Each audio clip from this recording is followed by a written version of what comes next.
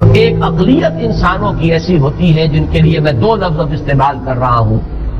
ذہین اور حساس۔ ذہین اور حساس لوگوں میں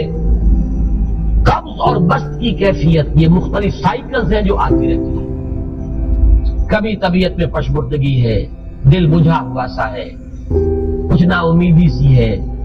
خود اپنے اوپر اعتماد کی کمی محسوس ہو رہی ہے، مجھ میں صلاحیت نہیں ہے، میں کچھ نہیں کر سکتا، اب تک جو کچھ کیا کفا بھی ہے، امنگ بھی ہے، امید بھی ہے، روشن پہلو نظر آ رہے ہیں۔ قبض کی کیفیت میں تاریک پہلو نظر آتے ہیں، مایوسی کے پہلو نظر آتے ہیں، پیسیمزم کی کیفیت، اور یہ جو بسط کی کیفیت ہے اس میں روشن پہلو۔ دیکھو یہ بھی تو ہے نا، آخر یہ بھی تو ہوا ہے، اور بھی ہو سکتا ہے، آخر اب تک میں نے یہ کام بھی تو کر لیا، آگے بھی مشکل آسان ہو سکتی ہے۔ یہ دو کیفیات ہیں قبض اور بسط کی، جن کو کہ صوفیاء کرام نے یہ اصطلاحات، یہ عنوان دیے، قبض اور بسط۔ جتنی انسان کے اندر حساسیت کی کیفیت زیادہ ہوگی، ذہانت زیادہ ہوگی، اتنا ہی یہ جو ویوز ہیں اس کی ایمپلیٹیوڈ زیادہ ہوتی ہے۔ کم ذہین انسان ہے، کم حساس ہے، آئیں گے تو صحیح ہے، لیکن یہ کہ وہ ویو جو ہے اس کا ایمپلیٹیوڈ جو ہے اس کے اندر اوپر اور نیچے کی کیفیت زیادہ نہیں ہوگی، لیکن جتنا یہ معاملہ بڑھتا ہے یہ جو ویو ہے اس کی ایمپلیٹیوڈ بڑھتا چلا جاتا ہے۔ لیکن نارمل انسان کا معاملہ یہ ہے کہ یہ حدود کے اندر رہے، کسی کی ایک کیفیت جو ہے ایب نارمل جب ہو جاتا ہے، یہی ہے جو جدید ہماری جو سائیکولوجیکل میڈیسن ہے اس میں اسے مینیکس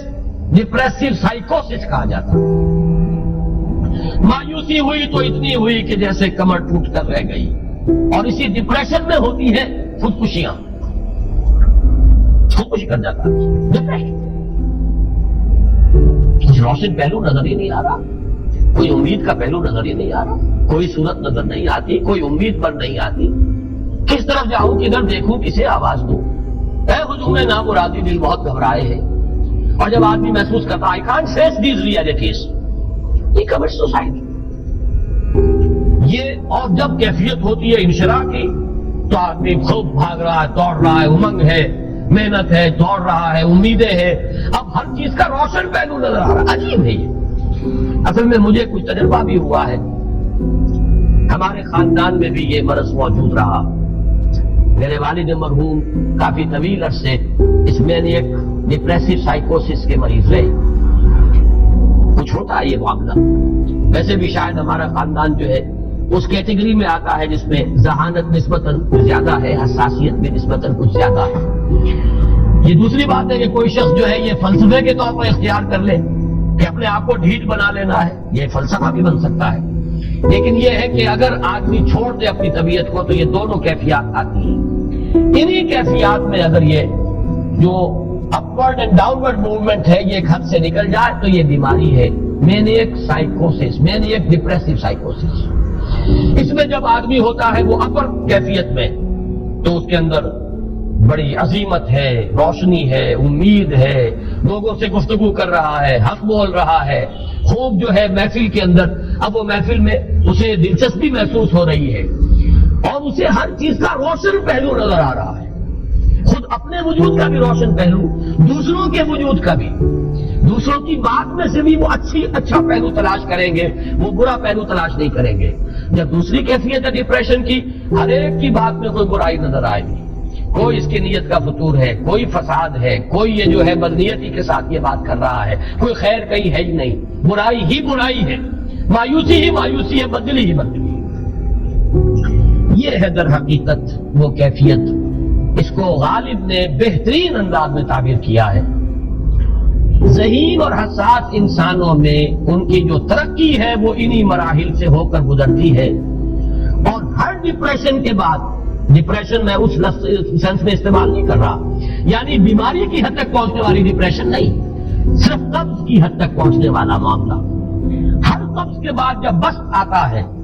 تو آگے ترقی ہوتی ہے، جس کو آپ کہتے ہیں بائی لیپس اینڈ باؤنڈس، آدمی جو ہے چھلانگ لگاتا ہے، گویا کہ ایک درجہ جو پہلے تھا اس سے آگے درجہ انسان کا جو ہے اس سے بلندر پوزیشن پر انسان پہنچتا ہے۔ ہر قبض کے بعد جو نیا بست آتا ہے وہ ایک نئی کیفیت، نئی شان، نئی بلندی، نئی رفعت لے کر آتا ہے۔ اس کو غالب نے تعبیر کیا ہے بہت خوبصورت انداز میں، رکتی ہے میری طبع تو ہوتی ہے رواں اور، یعنی شاعر بھی کبھی ایسا وقت آتا ہے شعر جو ہے اس پر نازل ہی نہیں ہو رہا، شعر نہیں کہہ پا رہا، طبیعت میں رکاوٹ سی ہے، بندش سی ہو گئی ہے، کوئی کلام موضوع ہو ہی نہیں رہا۔ لیکن پھر جب یہ کیفیت جو ہے بدلتی ہے اور جب پھر بست کی کیفیت آتی ہے، رکتی ہے میری طبع تو ہوتی ہے رواں اور، پھر اس کے اندر ایک جولانی نئی ایک کیفیت جو ہے انشراح کی، وہ ایک بالکل نئی کیفیت نئی شان کے ساتھ۔ یہ ہے وہ معاملہ جو ان آیات مبارکہ کے پس منظر میں ہے۔ اسی لیے اب میں آپ کو اس کا حوالہ دے رہا ہوں، تفسیر مظہری میں قاضی ثناء اللہ پانی پتی رحمۃ اللہ علیہ نے بہت عمدہ بات فرمائی کہ حالت قبض اگر کسی شخص پر طاری ہو تو اس حال میں اکسیر کا درجہ رکھتی ہے یہ سورہ مبارکہ،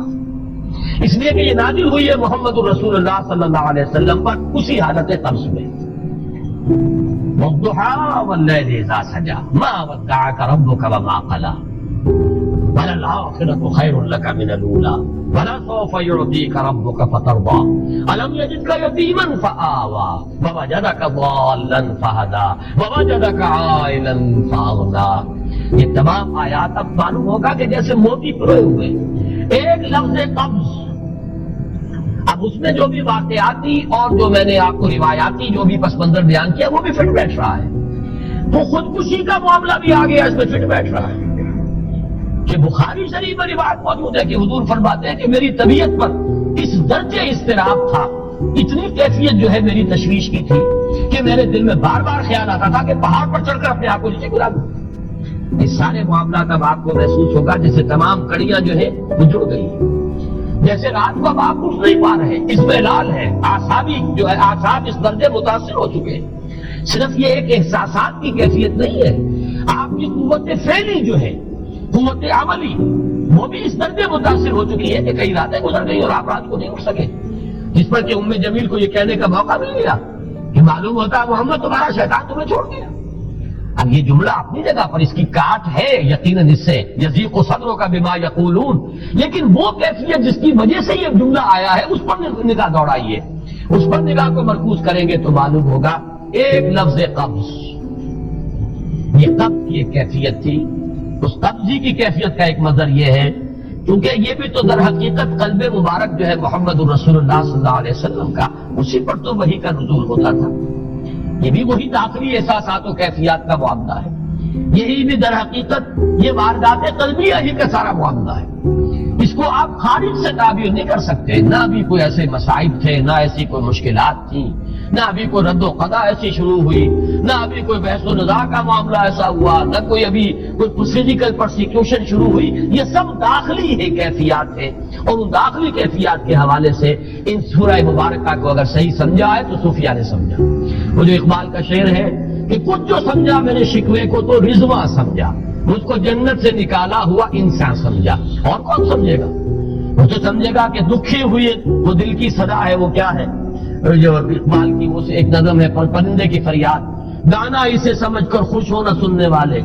یہ تو در حقیقت ایک دکھے ہوئے دل کی صدا، فریاد یہ صدا ہے۔ تو یہ کیفیت جو ہے رضوان سمجھ سکا ہے جو کہ داروغہ جنت ہے، اس نے سمجھا یہ وہی آدم جو نکالا گیا تھا یہاں سے، یہ اس کی فریاد ہے۔ کچھ جو سمجھا میرے شکوے کو تو رضوان سمجھا، اس کو جنت سے نکالا ہوا انسان سمجھا۔ تو واقعہ یہ ہے کہ اس سورہ مبارکہ کا صحیح فہم اگر حاصل ہوا ہے، وہ امام راضی کو حاصل ہو ہی نہیں سکتا، وہ عقل اور منطق کی گتھیاں سلجھانے والے آدمی ہیں، اپنی جگہ ان کی کنٹریبیوشن بہت ہے۔ یہ لغت اور ادب کا کوئی خاص مسئلہ اس میں ہے ہی نہیں کہ زمخشری اس میں کوئی جولانی دکھائے اپنی، اس میں کوئی ایسا اشکال ہے ہی نہیں، نحوی اشکال ہی نہیں، لیکن یہ واردات قلبیہ کا معاملہ ہے، احساسات باطنی کا معاملہ ہے، یہ نفسیات انسانی کا معاملہ ہے، اور اس کو وہی سمجھ سکتے ہیں کہ جو ماہرین علم نفس ہیں، اور وہ ہے صوفیاء کرام ہمارے ہاں، جن کا وہ ذوق ہے، باطنی کیفیات و احساسات جن کا موضوع ہے کہ یہ در حقیقت حالت قبض کی کیفیت ہے۔